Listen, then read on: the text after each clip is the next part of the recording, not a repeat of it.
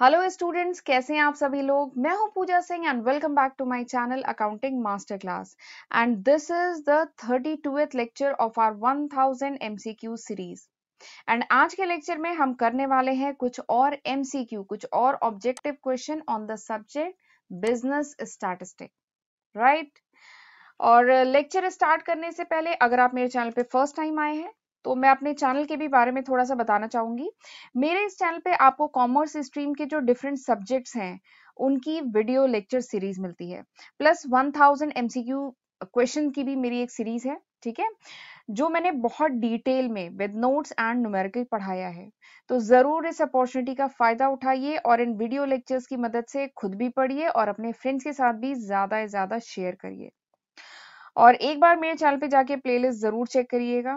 आज की डेट में मेरे चैनल पे 200 से भी ज्यादा वीडियो लेक्चर्स, आधे आधे घंटे के 200 से भी ज्यादा वीडियो लेक्चर्स अपलोडेड है और बहुत सारे वीडियो पाइपलाइन में है, तो इसका जरूर फायदा उठाइए, ठीक है।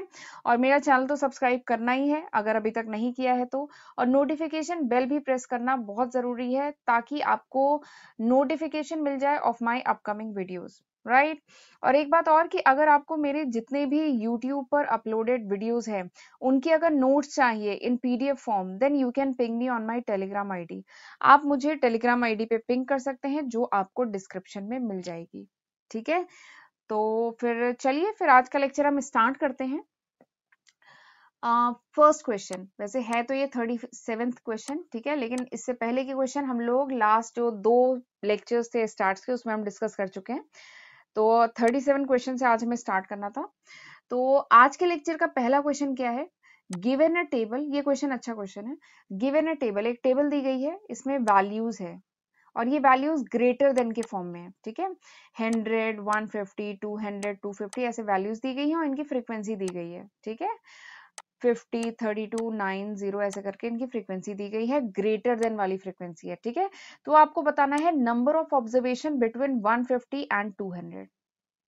आपको बताना है कितने नंबर ऑफ ऑब्जर्वेशन है, बेसिकली आपको फ्रीक्वेंसी बतानी है 150 से 200 जो है उस रेंज में कितनी फ्रीक्वेंसी है ये आपको बतानी है, ठीक है। This is the question. ये क्वेश्चन काफी अच्छा है। ये क्वेश्चन क्यूमुलेटिव फ्रीक्वेंसी का क्वेश्चन है, क्यूमुलेटिव फ्रीक्वेंसी का क्वेश्चन है, ठीक है। तो चलिए मैं बताती हूँ कैसे इस क्वेश्चन को करेंगे, ठीक है। आपको बेसिकली यहाँ पे एक्स दिया है और एफ दिया है, ठीक है।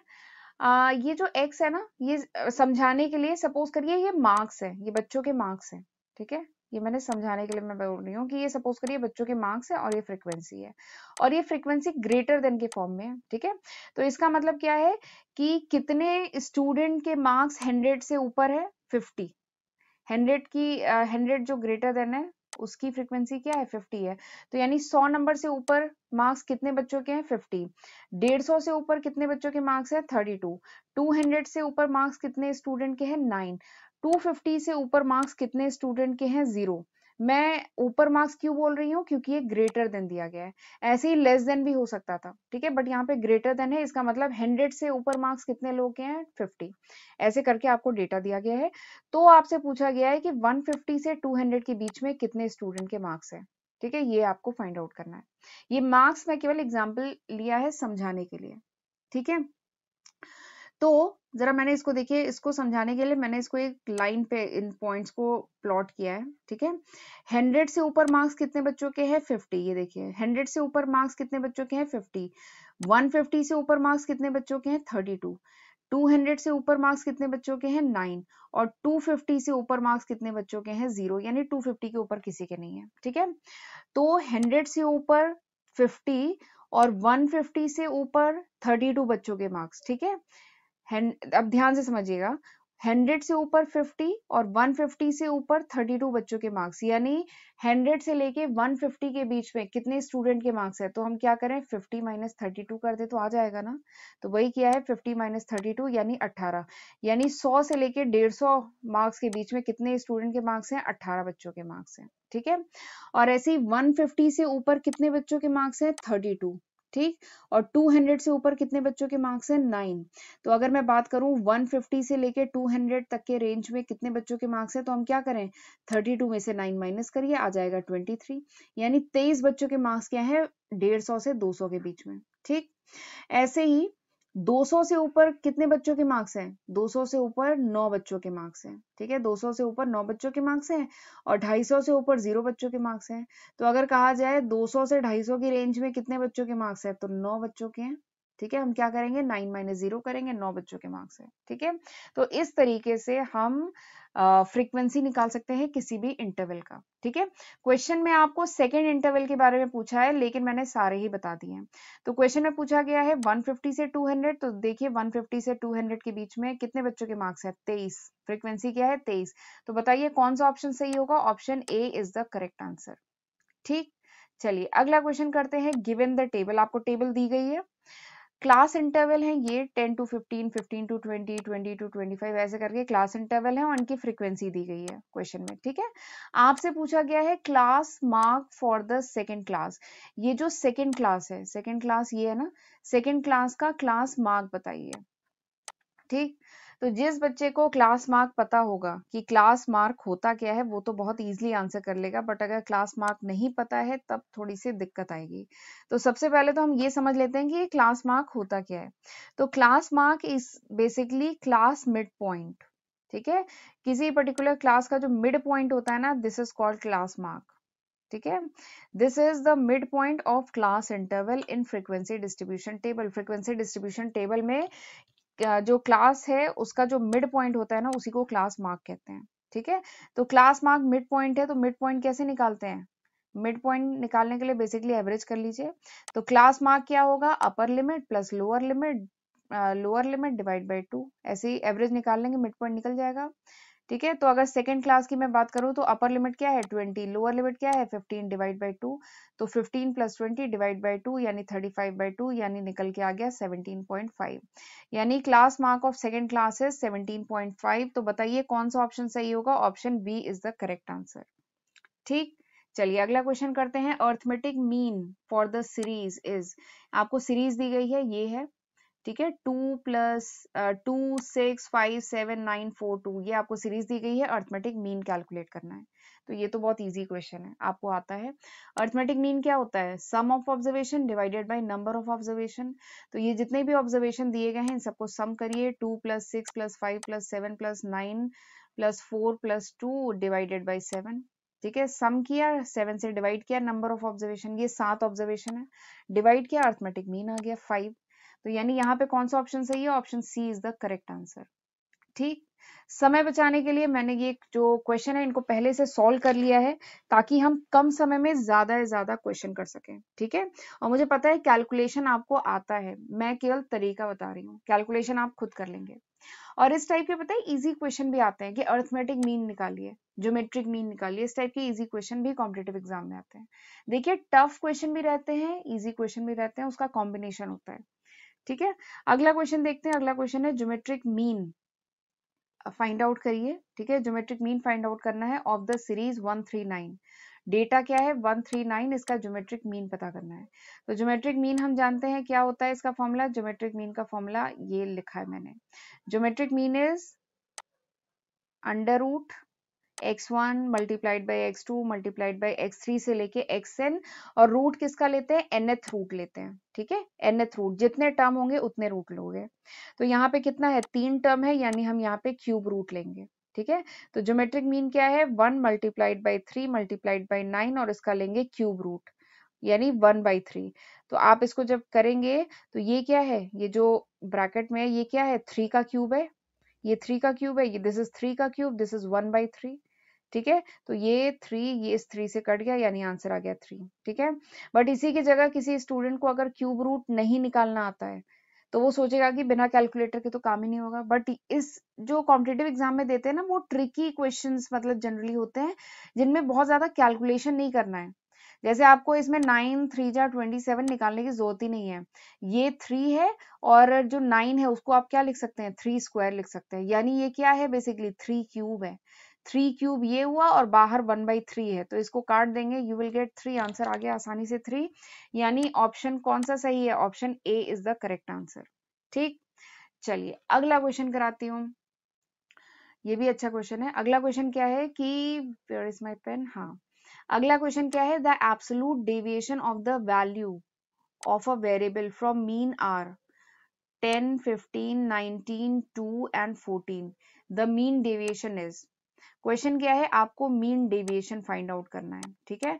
और आपको डेटा क्या दिया गया है, डेटा दिया गया है एब्सोल्यूट डेविएशन दिया गया है, एब्सोल्यूट डेविएशन दिया गया है, जो वेरिएबल है उनकी वैल्यू का एब्सोल्यूट डेविएशन दिया गया है मीन से, ठीक है। मीन से डेविएशन आपको दिया गया है, आपको पता करना है मीन डेविएशन, ठीक। तो हम जानते हैं मीन डेविएशन, वर्ड क्या है, मीन डेविएशन, यानी बेसिकली डेविएशन निकालिए, जो डेटा है उसका डेविएशन निकालिए। डेविएशन मतलब इसका डिफरेंस निकालिए मीन से, फिर उसका क्या कर लीजिए, मीन ले लीजिए। मीन मीन कुछ ज्यादा हो गया, कंफ्यूज मत होइएगा। देखिए मीन डेविएशन, वर्ड क्या है, मीन डेविएशन, यानी पहले डेविएशन निकालिए, ठीक है। डेविएशन क्या होता है, डेविएशन होता है x माइनस ए, ठीक है। पहले डेविएशन निकालिए, और मीन डेविएशन होता है ना, तो इसमें मतलब मॉडुलस वैल्यू यानी एब्सोल्यूट वैल्यू ली जाती है, ठीक है। पहले आप डेविएशन निकालिए, फिर उसका मीन ले लीजिए, ठीक है। डेविएशन निकालिए और उसका मीन ले लीजिए। मीन के लिए क्या करेंगे, इसको सम करके डिवाइड करते हैं n से, जितने डेविएशन है उसको सम करिए, डिवाइड करिए n से, तो हमारा मीन आ गया। तो डेविएशन का बेसिकली मीन निकाला जाता है मीन डेविएशन में, ठीक है। तो फॉर्मूला देखा आपने, खुद ही बना लिया। तो मीन डेविएशन क्या होगा, ये 1/n समेशन x माइनस ए, ठीक है। This is the formula.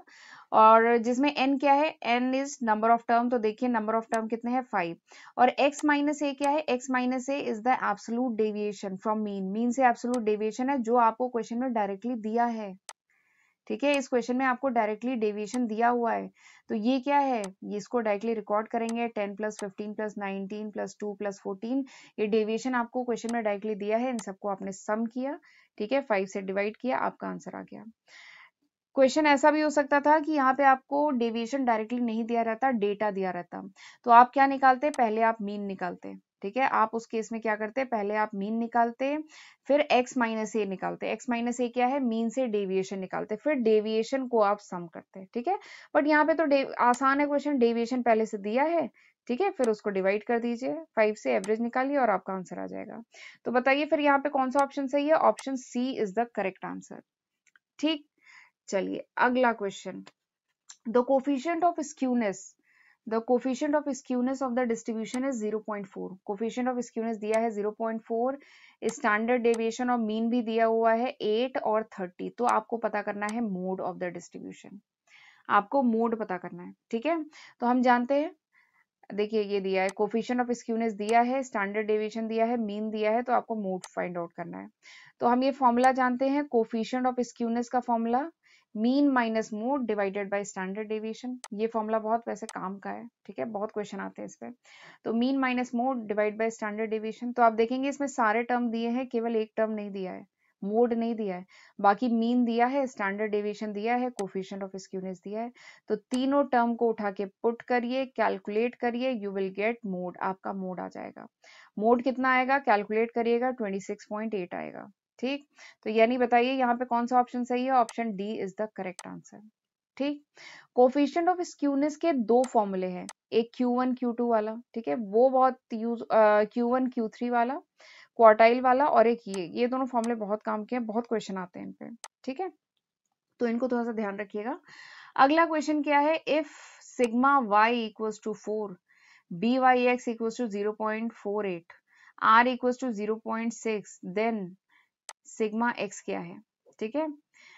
ये क्या है, byx क्या है, regression coefficient y on x, ये क्या है, regression coefficient y on x, ये दिया है, सिग्मा y दिया है, सिग्मा x पूछा जा रहा है, और r आपको दिया है, r is the coefficient of correlation, ठीक। तो जब मैंने आपको रिग्रेशन एनालिसिस पढ़ाया था, तो ये क्या है, रिग्रेशन कोफिशिएंट, तो रिग्रेशन कोफिशिएंट कैलकुलेट करने के 3 फॉर्मूले बताए थे, ठीक है। तो this is one of the formula, ये एक फॉर्मूला है, बहुत काम का फॉर्मूला है। क्या होता है, regression coefficient byx is equal to r sigma y by sigma x, this is the formula, ठीक है। और अगर इसी की जगह bxy होता तो यहाँ पे न्यूमरेटर में सिग्मा x होता और डिनोमिनेटर में सिग्मा y होता, r एज इट इज होता, ठीक है।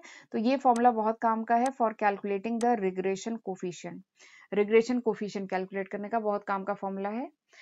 तो ये फॉर्मूला हम यूज करेंगे, क्योंकि ये फॉर्मूला क्यों यूज करेंगे, क्योंकि इस फॉर्मूले में 4 टर्म है, जिसमें 3 टर्म क्वेश्चन में दिए हैं, चौथा टर्म पूछा जा रहा है।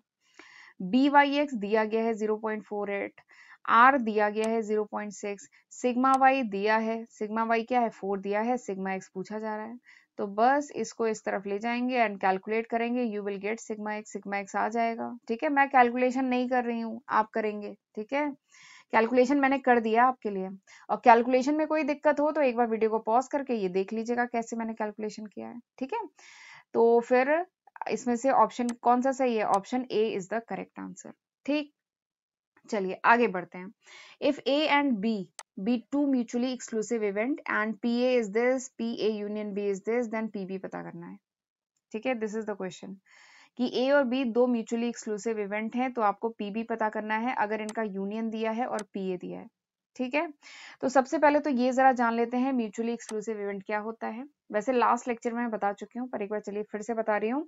म्यूचुअली एक्सक्लूसिव इवेंट यानी वो दो event which can not happen simultaneously in a single trial, यानी वो इवेंट जो एक साथ अकर हो ही नहीं सकते एक सिंगल ट्रायल में। जैसे एग्जाम्पल के लिए एक कॉइन है, उसको अगर हम टॉस करते हैं तो या तो हेड आएगा या तो टेल आएगा, दोनों क्या साथ में आ सकता है? नहीं आ सकता ना, एक बार अगर कॉइन को टॉस कर रहे हैं तो। ऐसे ही एक और एग्जाम्पल मैंने बताया था लास्ट लेक्चर में भी, यही एग्जाम्पल बताया था कि पर्सन या तो डेड होगा या अलाइव होगा। ठीक है, एट द सेम टाइम, यानी एक समय में पर्सन या तो अलाइव होगा या डेड होगा। डेड और अलाइव दोनों तो नहीं हो सकता ना। तो इस टाइप के इवेंट जो होते हैं ना, उनको हम कहते हैं म्यूचुअली एक्सक्लूसिव इवेंट। तो म्यूचुअली एक्सक्लूसिव इवेंट में क्या होता है? P A B equals to 0, यानी जो प्रोबेबिलिटी है ए और बी साथ में अकर करे, साइमल्टेनियसली अकर करे, इसकी प्रोबेबिलिटी क्या है? 0 है। ये तो समझ में आ गया आपको। ठीक है, तो फॉर्मूला क्या होता है? पी ए यूनियन बी, यानी प्रोबेबिलिटी ऑफ ए और बी, ए और बी जो इवेंट है ए और बी, इनके अकर करने की प्रोबेबिलिटी क्या होती है? P A plus P B. This is the formula. Mutually exclusive event अगर है तो this is the formula of probability of A और बी। ए और बी जो इवेंट अकर कर रहा है उसकी प्रोबेबिलिटी ये है। ठीक है, तो ए यूनियन बी कितना है? 5/6 दिया है। पी ए कितना है? 3/4। पी बी कितना है? आपको कैलकुलेट करना है। ठीक है, तो पी बी सारे दोनों चीजें, 3 टर्म है, 2 टर्म दिए गए हैं, तीसरा टर्म आप आसानी से कैलकुलेट कर लेंगे। यू विल गेट 1/12, यानी probability of occurring of event B is 1/12, यानी option D is the correct answer. Option D क्या है? ये करेक्ट आंसर है। ठीक, चलिए अगला क्वेश्चन क्या है? Mode for the series this, या एक सीरीज दी गई है, आपको पता करना है मोड। ठीक, तो मोड सबसे पहले तो मैं थोड़ा सा बता देती हूँ कि मोड होता क्या है। तो mode is one of the measure of central tendency. हमने पढ़ा था major of central tendency 3 measures हैं। मेजर ऑफ सेंट्रल टेंडेंसी के 3 मेजर हैं। कौन से? Mean, median, mode. ठीक है, ये 3 मेजर हैं सेंट्रल टेंडेंसी के। तो mode is one of the measure of central tendency. और मोड क्या होता है? मोड वो वैल्यू होती है which is repeatedly occurring in a given set of data. Mode वो वैल्यू होती है जो मैक्सिमम टाइम अकर करती है in a given set of data, यानी वो वैल्यू, वो number which has highest frequency, वो वैल्यू जिसकी हाईएस्ट फ्रीक्वेंसी हो, उसको हम क्या कहते हैं? मोड या मोडल वैल्यू। ठीक, अब जरा देखते हैं अब ये जो डेटा सेट है इसमें कौन सी वैल्यू है जो कई बार रिपीट हुई है। तो देखिए 2 कितनी बार रिपीट हुआ है? 2 बार। 5 कितनी बार रिपीट हुआ है? 1 बार। 7 कितनी बार रिपीट हुआ है? 3 बार। ठीक है, और कुछ है? 6 एक बार आया है, 3 एक बार आया है, 4 एक बार आया है, 9 एक बार आया है। तो यानी 7 जो है 3 बार आया है, तो अगर मैं मोडल वैल्यू की बात करूं तो 7 इज द मोडल वैल्यू। तो यानी option C is the correct answer. ठीक, चलिए अगला क्वेश्चन करते हैं। अगला क्वेश्चन क्या है कि median of the number this, ये एक नंबर की सीरीज दी गई है, डेटा सेट दिया गया है, आपको मीडियन कैलकुलेट करना है। तो अभी मैंने बताया था मीडियन क्या होता है। Median is one of the measure of central tendency. Central tendency measure करना है तो 3 मेजर हैं, मीन, मीडियन, मोड। तो मीडियन क्या है? One of the measure. ठीक, मीडियन होता क्या है? मीडियन इज द, मीडियन याद है ना क्या होता है? Median is the middle value. Median is the middle value of the data set when the data is arranged in ascending or descending order. जब डेटा को हम ascending या descending order में अरेंज करते हैं तो उसकी जो मिडिल वैल्यू होती है ना, मिडिल वैल्यू, उसी को कहा जाता है मीडियन। ठीक है, वैसे ये जो मेजर ऑफ सेंट्रल टेंडेंसी है ये मैंने बहुत बहुत डिटेल में 7 लेक्चर्स में, आधे आधे घंटे के 7 लेक्चर्स में बहुत डिटेल में पढ़ाया है विद न्यूमेरिकल। ठीक है, तीनों टाइप की सीरीज, अगर आपका डेटा इंडिविजुअल सीरीज है, डिस्क्रीट सीरीज है और या कॉन्टिन्यूअस सीरीज है, तीनों ही केसेस में कैसे कैलकुलेट करते हैं ये सब मैंने बहुत डिटेल में पढ़ा है। तो अगर आपको major of central tendency detail में पढ़ना है तो एक बार आप जो स्टार्स की जो प्लेलिस्ट है उसमें चेक कर सकते हैं, ठीक है। तो मीडियन क्या होता है? Median is the middle value of the data set when the data is arrange in ascending या डिसेंडिंग ऑर्डर, ठीक है। और मीडियन का फॉर्मूला बताया था, क्या होता है? Size of n+1/2th item, this is the formula for calculating median, ठीक। तो हमें फॉर्मूला पता चल गया और ये भी पता चल गया कि मीडियन होता क्या है। तो चलिए कैलकुलेट करना शुरू करते हैं मीडियन। सबसे पहले डेटा को क्या करेंगे? असेंडिंग ऑर्डर में अरेंज कर देंगे। तो ये था डेटा, ठीक है, इसको मैंने असेंडिंग ऑर्डर में अरेंज कर दिया। तो क्या हो गया? 32, 33, 48, 68 ऐसे करके असेंडिंग बढ़ते हुए ऑर्डर में अरेंज कर दिया। कितने टर्म है? 8 टर्म्स है, यानी नंबर ऑफ टर्म क्या है? 8 है, यानी n इज 8। तो मीडियन इज साइज ऑफ 8 + 1/2 यानी 9/2th आइटम। 9/2th यानी 4.5th आइटम। 4.5th आइटम यानी 4th आइटम और 5th आइटम को डिवाइड करो 2 से, एवरेज ले लो। तो 4th आइटम देखिए सीरीज में कौन सा है?